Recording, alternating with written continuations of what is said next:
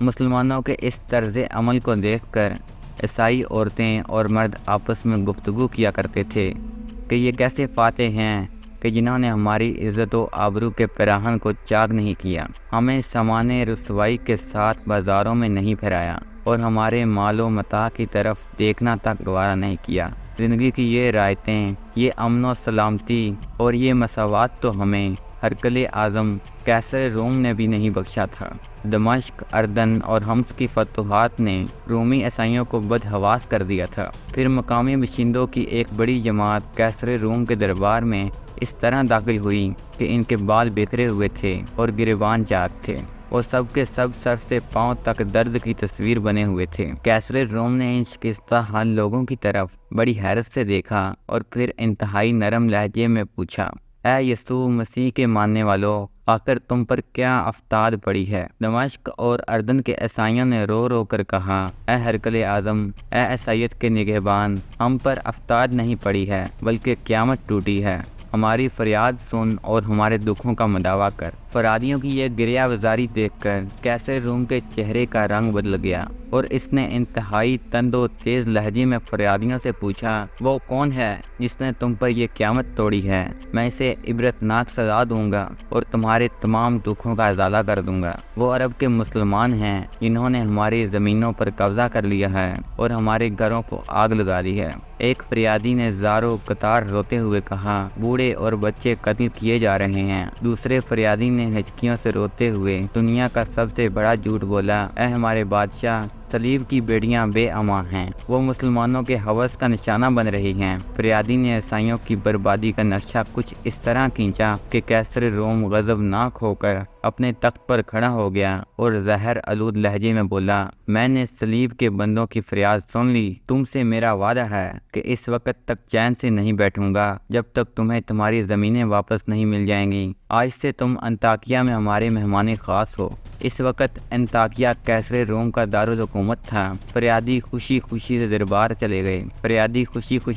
چلے گئے۔ مسلمانوں کے سلسلے میں ان کی مکارانہ چال کامیاب ہو گئی تھی۔ قیصر روم رات بھر سکون سے نہیں سو سکا۔ بار بار اس کی آنکھیں کھل جاتی تھیں اور نظروں کے سامنے وزیر سلطنت لوکس کا چہرہ ابھر آتا تھا۔ تم سچ کہتے تھے لوکس کہ مسلمانوں کی یلغار ایران کی حدود تک نہیں ٹھہرے گی۔ قیصر روم بڑے حضرت زدہ لہجے میں اپنے مرحوم سیاسی مشیر کو غائبانہ مخاطب کر کے کہنے لگا، کاش تم زندہ ہوتے اور مشورہ دیتے کہ ایسی نازک صورتحال میں مجھے کیا حکمت عملی اختیار کرنی چاہیے۔ قیصر روم کی اسی کشمکش میں پوری رات گزر گئی کہ مسلمانوں سے کیسے نمٹا جائے۔ پھر صبح ہوتے ہی قیصر روم نے ایک خفیہ اجلاس طلب کیا۔ اس اجلاس میں عمائے دین سلطنت کے ساتھ شہر کے معزز اور دانشمند افراد بھی شریک تھے۔ جب سب لوگ جمع ہو گئے تو قیصر روم نے حاضرین کو مخاطب کرتے ہوئے کہا، عیسائی اپنی تعداد میں عربوں سے کہیں زیادہ ہیں، ان کے ہتھیار پرانے اور جنگی وسائل بھی تم سے کہیں کم ہیں، دیگر ساز و سامان میں بھی تم لوگ مسلمانوں پر فوقیت رکھتے ہو، مگر جب میدان جنگ میں ان کے مقابل صف آراں ہوتے ہو تو شکست کھا جاتے ہو، آخر اس کی کیا وجہ ہے؟ قیصر روم کے لہجے سے شدید ناگواری کا رنگ جھلک رہا تھا۔ ہرقل اعظم کا سوال سن کر سب نے سر جھکا لیا۔ حاضرین میں انطاکیہ کا سب سے بڑا پادری شہرام بھی شامل تھا۔ اس کی گردن بھی جھکی ہوئی تھی اور وہ بھی ہرقل اعظم سے نظریں چرا رہا تھا۔ قیصر روم نے پادری شہرام کی اس کیفیت کا اندازہ کر لیا اور پھر بلند آواز میں اسے مخاطب کرتے ہوئے بولا، عیسائیوں کے عظیم مذہبی پیشوا، آپ خاموش کیوں ہیں؟ دمشق، اردن اور حمص کے محاذوں پر صلیب ہماری مدد کو کیوں نہیں آئی؟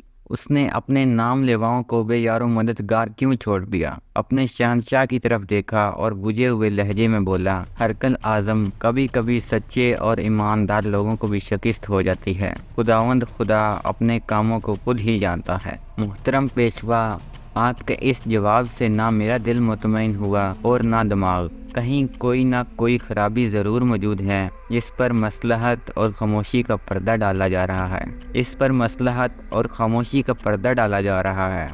کیسر روم کی بات سن کر حاضرین کی گردنوں کا خم کچھ اور نمایاں ہو گیا۔